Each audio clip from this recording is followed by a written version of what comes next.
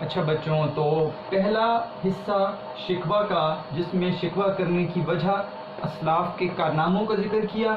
دوسرے حصے میں 14ویں بند سے 25ویں بند تک موجودہ دور کے مسلمان اور کفار کا ذکر کیا، ساتھ تھوڑی نا امیدی جو ہے وہ ظاہر ہو رہی ہے اشعار سے۔ تیسرا حصہ جو ہے شکوہ کا وہ ہے 26ویں بند سے لے کر 31ویں بند تک۔ اس کے اندر دعائیہ اختتام ہے، دعا کی ہے۔ میں آپ کے سامنے دو مصرے پڑھتا ہوں جس میں آپ کو پتہ چل جائے گا کہ اقبال نے کیسی دعا کی ہے۔ ایک مصرے میں اقبال اسی حصے کے ایک مصرے میں کہتے ہیں کہ مشکلیں امت مرحوم کی آساں کر دے، کہ اے میرے رب، جو ہے امت مرحوم کی ترکیب استعمال کی ہے کہ یہ امت جو ہے وہ مر چکی ہے، تو اس کی مشکلات کو اب دور کر دے۔ اور اسی بند کے ایک مصرے میں کہا کہ ہند کے دیر نشینوں کو مسلمان کر دے، کہ ہندوستان کے اندر رہنے والے جو دیر نشین ہیں، دیر نشین کہتے ہیں جو بتوں کے پوجنے والے ہوتے ہیں، یہاں پر مسلمانوں کو بتوں کے پوجنے والا کیوں کہا؟ اس لیے کہ ہندوستان کے اندر مسلمان رہتے تھے تو ہندوؤں کے ساتھ رہنے سہنے میں، وہاں کے رہن سہن میں ان کی کچھ عادات، کچھ طور طریقے اور کچھ تہذیب وغیرہ وہ ہندوؤں کے طور پر چلی گئی تھی۔ تو اس لیے اقبال کہہ رہے ہیں کہ ہند کے دیر نشینوں کو، کہ ہندوستان کے اندر جو مسلمان ہیں اب وہ ہندوؤں کے ساتھ رہتے رہتے دیر نشین بن گئے، ان کو دوبارہ حقیقی مسلمان کر دے۔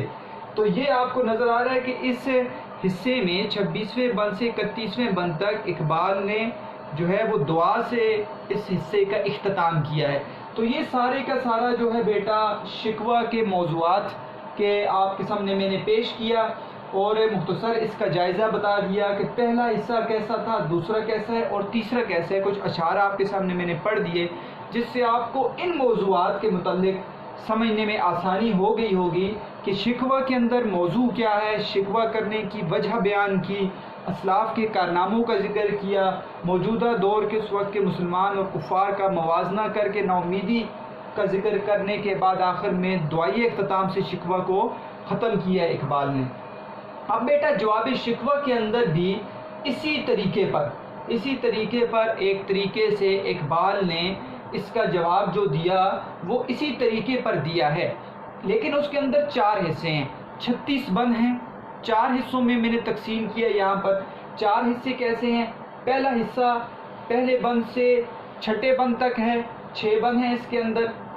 دوسرا حصہ 7ویں بند سے 25ویں بند تک ہے۔ تیسرا حصہ 26ویں بند سے 31ویں بند تک ہے، اور آخری حصہ 32ویں بند سے 36ویں بند تک ہے۔ تو 4 حصے میں نے اس کو تقسیم کر دیا۔ پہلا حصہ جو ہے بیٹا جواب شکوہ کا 36 بند میں سے 6 بند پہ مشتمل ہے، اور آپ کو ذہن میں یہ رکھنا چاہیے کہ اس کی ترتیب میں جو موضوعات ہیں وہی موضوعات میں کچھ بندوں میں آپ کی جو نصابی کتاب ہے اس کے اندر بھی آپ کو یہ موضوعات ملیں گے۔ تو بہتر ہوگا کہ میں ان سے، اس کتاب کے بندوں سے آپ کو سمجھاؤں گا کہ کیسے موضوعات کو ذکر کیا گیا ہے۔ پہلے ہم پوری جواب شکوہ کو دیکھتے ہیں اور پھر آپ کی کتاب کے 13 بند کو دیکھتے ہیں۔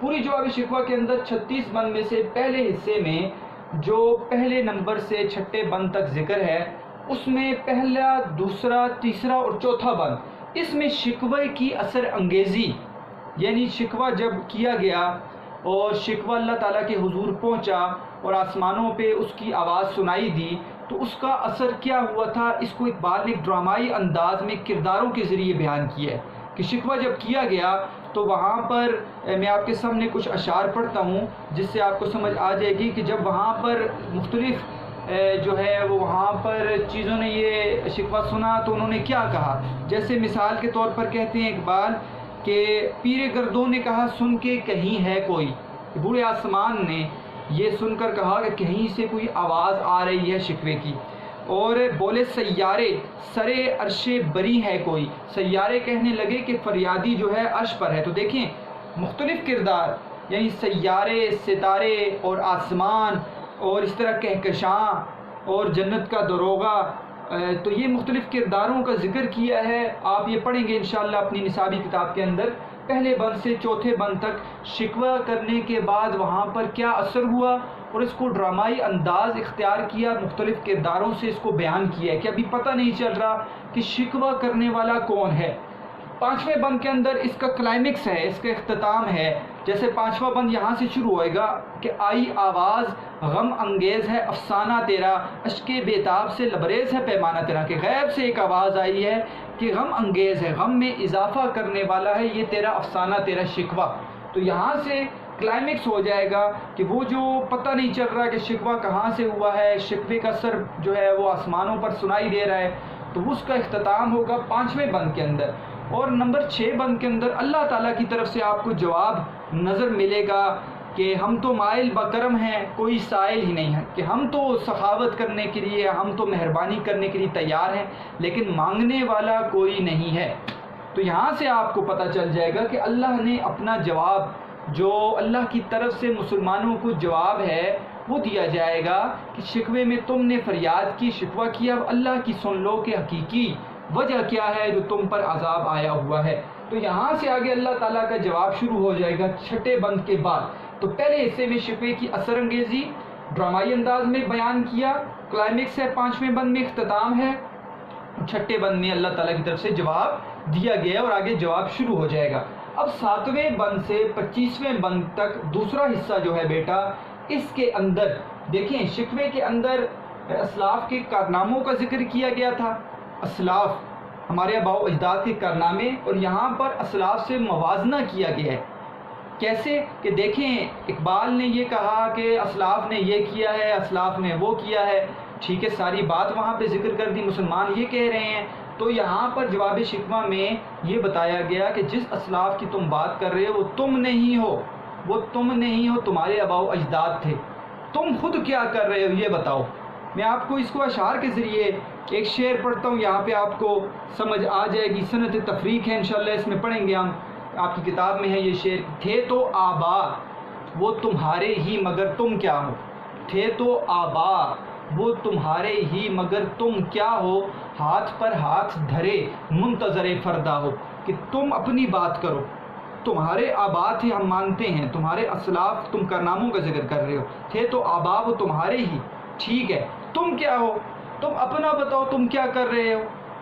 ہاتھ پر ہاتھ درے منتظر فردا ہو، انہوں نے تو قرآن پر عمل کیا، نبی کی تعلیمات پر عمل کیا، تم کیا کر رہے ہو، تمہارا بتاتے ہیں تم کیا کر رہے ہو. ہاتھ پر ہاتھ درے کیا ہے، محاورہ ہے کہ کچھ نہیں کرتے، اور منتظر فردا ہو کہ کل کے آنے کے وقت کا انتظار کر رہے ہو کہ آج اچھا نہ ہوا کل اچھا ہو جائے گا. تم عمل کچھ نہیں کرتے، صرف یہ کہہ رہے ہو کہ آج اچھا نہ ہوا کل اچھا ہو جائے گا. تو ایسے تو کچھ نہیں ہوتا. جب خود عمل نہیں کرو گے اور خود دین پر نہیں چلو گے کیسے کل اچھا ہوگا. وہ لوگ دین پر چلنے والے تھے، عمل کرنے والے تھے، اور سست نہیں تھے، قائل نہیں تھے. تم میں تو ساری جو ہے برائیاں پائی جا رہی ہیں. تو یہ دیکھیں اسلاف سے موازنہ نہ کرو، تم نہیں ہو، وہ تھے تو آبا وہ تمہارے ہی مگر تم کیا ہو، ہاتھ پر ہاتھ دھرے منتظر فردا ہو. اسی طرح ایک اور میں آپ کے سامنے پڑھتا ہوں بند. ہاتھ بے زور ہیں الحاد سے دل خوگر ہے، کہ ہاتھ بے زور ہیں.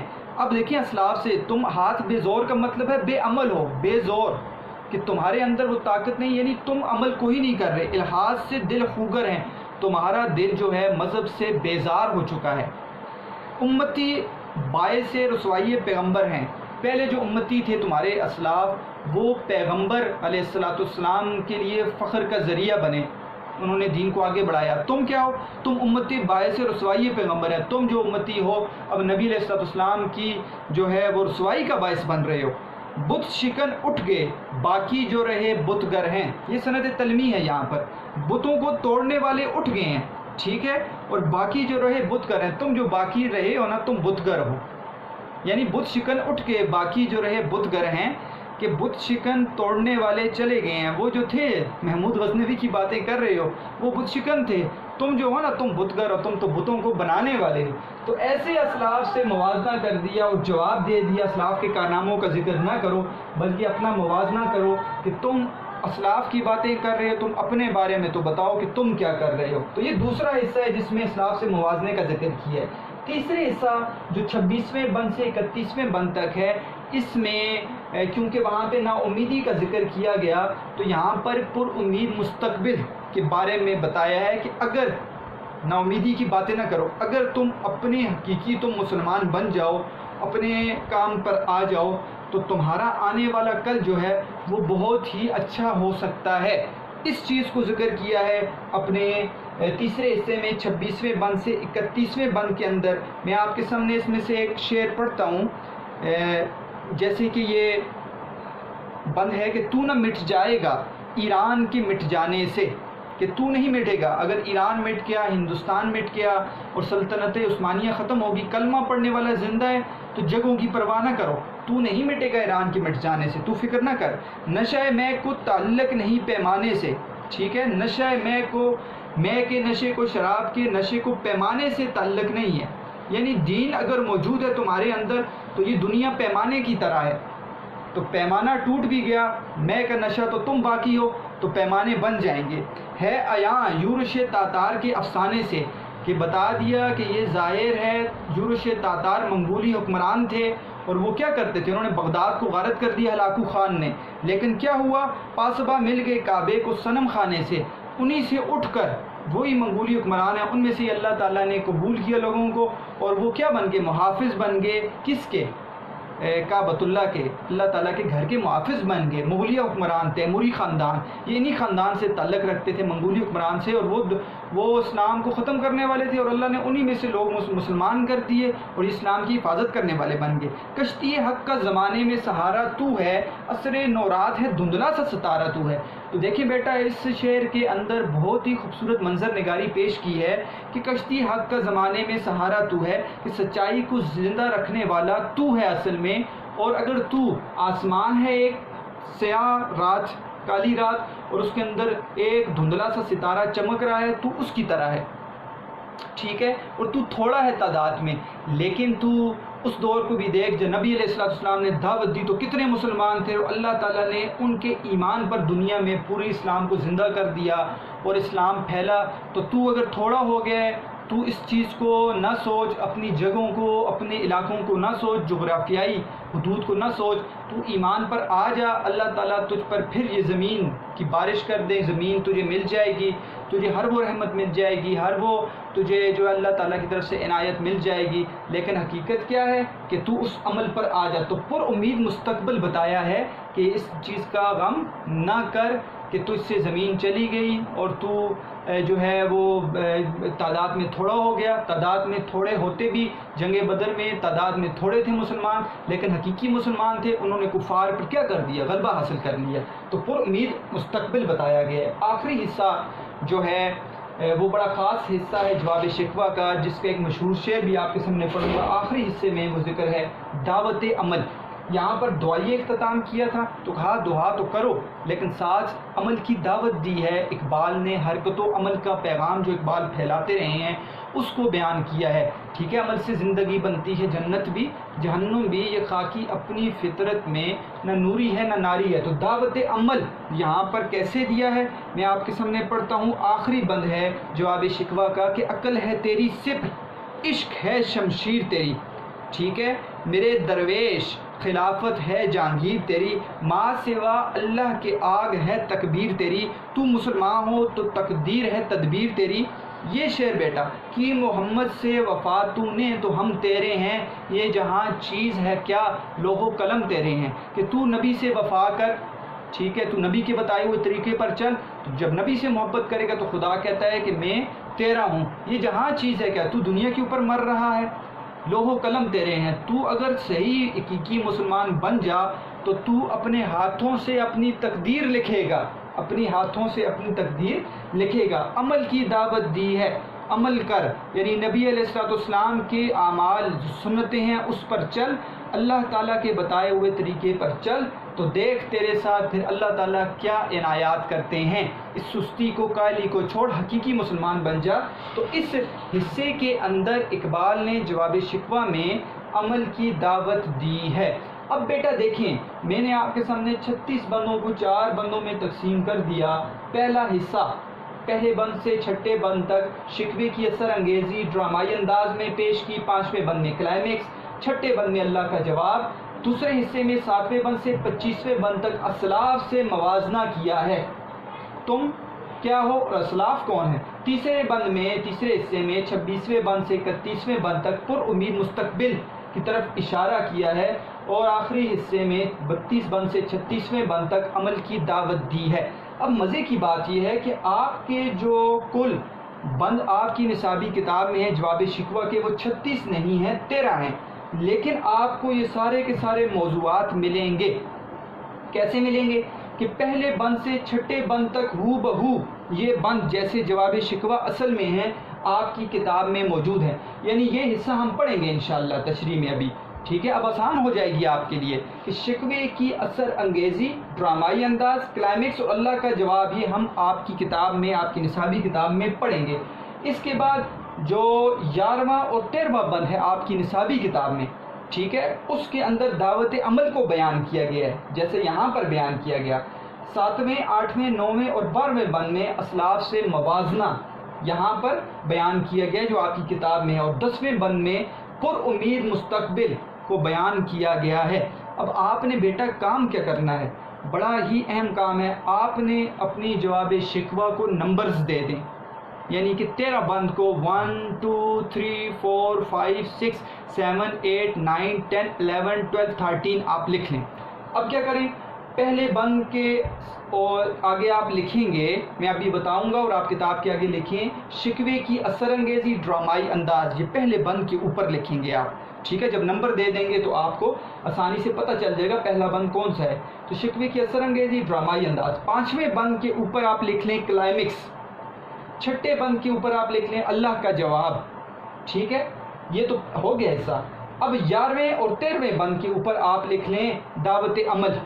11ویں اور 13ویں بند کے اوپر آپ لکھ لیں دعوت عمل۔ 7ویں، 8ویں، 9ویں اور 12ویں بند، یہ 4 بندوں کے اوپر آپ لکھ لیں اسلاف سے موازنہ، اور 10ویں بند کے اوپر آپ لکھ لیں پر امید مستقبل۔ تو دیکھیں بیٹا، اب یہی موضوعات میں آپ کے سامنے پیش کروں گا، اور آپ کے لیے جواب شکوہ کی تشریح انتہائی آسان ہو جائے گی۔ آپ نے شکوہ کو دیکھ لیا اور اس کے جواب کو یہاں پر کتنے آسانی سے آپ نے حل کر دیا کہ شکوہ کے اندر سے کیسے بات کو بیان کیا جواب شکوہ کے اندر، ٹھیک ہے؟ اور انہی موضوعات کے اوپر ہی آپ کی کتاب میں 13 بند کو ذکر کیا گیا ہے۔ اب ہم جب 13 بند پڑھیں گے تو آپ اس موضوع کو ذہن میں رکھیں گے اور اس کے اوپر ہم بات کریں گے تو آپ کے لیے انتہائی آسان ہو جائے گا کہ آپ اس کی تشریح انتہائی آسانی سے کر سکتے ہیں۔ مشکل الفاظ ہیں، بات کو سمجھیں گے تھوڑا سا، اور میں صرف آپ کو سمجھانے کی کوشش کروں گا کہ جواب شکوہ کیا ہے۔ تشریح مجھ جیسے کم علم آدمی کے لیے ممکن نہیں ہے، میں صرف آپ کو بتاؤں گا کہ اس کے اندر کیا موضوع ذکر کیا گیا ہے اور علامہ اقبال کیا کہنا چاہتے ہیں۔ یہ تو ہو گیا بیٹا پورے کا پورا ایک حصہ میں نے آپ کے سامنے ذکر کر دیا ہے فکری جائزے کے طور پر، مجموعی جائزے کے طور پر۔ اس کے علاوہ اقبال کے اگر فنی جائزے پر بات کی جائے تو بیٹا اقبال کی جو نظمیں ہیں خصوصاً ان کے اندر فنی جائزہ بہت زیادہ ہے، فنون کے اعتبار سے مرکبات استعمال کیے ہیں، فارسی کے جدید مرکبات استعمال کیے ہیں، فارسی کے اور نئے مرکبات اقبال استعمال کرتے ہیں۔ جیسے دیکھیں امت مرحوم کا لفظ آیا تھا، یہ اس طرح کے آپ کو نظر آئیں گے کہ انہوں نے مرکبات استعمال کیے ہیں۔ اور اس کے بعد علم بیان میں تشبیہ کا استعمال بہت زیادہ کیا ہے، استعارہ، مجاز مرسل، کنایہ کے ساتھ ساتھ صنعتیں بہت زیادہ استعمال کی ہیں۔ ہم اس سبق میں انشاءاللہ اس نظم میں صنعت تفریق کو پڑھیں گے ساتھ جب وہ شعر آئے گا۔ اس کے علاوہ آپ نے فرسٹ شعر میں صنعت تناسب، صنعت مرات النظیر جسے کہتے ہیں وہ آپ نے پڑھی ہے، وہ اس کے اندر موجود ہے۔ صنعت تلمیح، کسی واقعے کی طرف اشارہ، وہ اس کے اندر موجود ہے۔ اسی طرح صنعت تضاد جو آپ کو نظر آئے گی وہ اس کے اندر موجود ہے۔ تو مختلف صنعتیں ہیں بہت زیادہ جو اقبال نے اپنی پوری کی پوری نظم میں جو ہے وہ پیش کی ہیں۔ تو آپ کے ذہن میں یہ ہونا چاہیے، آپ کو چاہیے کہ آپ خود نکالیں اب صنعتیں آپ نے پڑھی ہیں فرسٹ شعر کے اندر، جو نئی صنعتیں ہیں انشاءاللہ وہ میں آپ کے سامنے بیان کر دوں گا۔ تو اس طریقے سے آپ کے سامنے ایک فکری جائزہ، جواب شکوہ کا اور فنی جائزے کو نکالنا مشکل نہیں ہوگا بیٹا۔ تو مجھے امید ہے کہ آپ کو اب جواب شکوہ میں شروع کروں گا، اور جواب شکوہ کے پڑھنے کے ساتھ ساتھ 13 بند کے اندر جو سوالات ہیں مشقی سوالات ان کو بھی انشاءاللہ ساتھ ساتھ حل کریں گے، تاکہ جیسے ہی 13 بند مکمل ہو ہمارے سارے کے سارے سوالات بھی حل ہو جائیں۔ تو آپ کو جواب شکوہ کی تشریح اور مشقی سوالات انشاءاللہ مشکل نہیں لگیں گے۔ میں نے ہوم ورک جو آپ کو دیا تھا وہ لیکچر نمبر 17 پارٹ فرسٹ کا، وہ یہ تھا کہ آپ نے سوال نمبر 1 لکھنا ہے کہ یہ نظم کس حیت میں لکھی گئی، اور سوال نمبر دیا تھا جواب شکوہ لکھنے کی کیوں جواب شکوہ اس کو کہا جاتا ہے۔ اس کے ساتھ میں نے آپ کو کہا تھا کہ علامہ اقبال کے سوانح قوائف کے اندر سے معروضی سوالات نکال کر ببل میپ آپ بنا لیں۔ یہ 3 ہوم ورک تھے۔ آج کا ہوم ورک آپ کے لیے بیٹا کچھ سوال نہیں ہے، بلکہ آپ نے یہ پوری چیز، یہ ساری کی ساری جو جہاں پر لکھا ہوا ہے اس کو سمجھنا ہے، ٹھیک ہے؟ اور جو میں نے اشعار آپ کے سامنے پیش کیے ان کو بھی آپ نے لکھنا ہے۔ وجہ کیا ہے؟ جواب شکوہ کی تشریح کے اندر باہر کی باتیں کرنے سے زیادہ آپ شکوہ کے اشعار کو ذکر کریں۔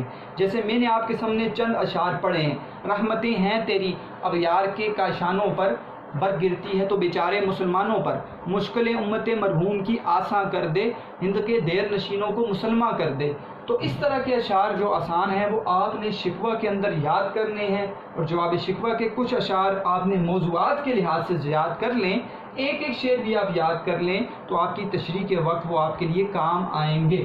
تو آپ کا ہوم ورک، آپ نے یہ سارے کے سارا موضوعات کو اسی طرح لکھنا ہے، اپنی کتاب کے اندر ان حصوں کو لکھنا ہے آپ نے جو میں نے آپ کو بتایا ہے، اور اس کی تصویر نکال کر، ٹھیک ہے، اپنی نیٹ کاپی کی اپنی کتاب کی تصویر نکال کر وہ مجھے آپ نے بھیجنی ہے۔ بیٹا مجھے امید ہے انشاءاللہ کہ آپ محنت کر رہے ہیں، اسی طرح محنت کرنی ہے۔ نظم یہ بہت مشکل نظم ہے اقبال کی، لیکن امید ہے میں نے آسان کرنے کی کوشش کی، آپ کو انشاءاللہ سمجھ آئے گی۔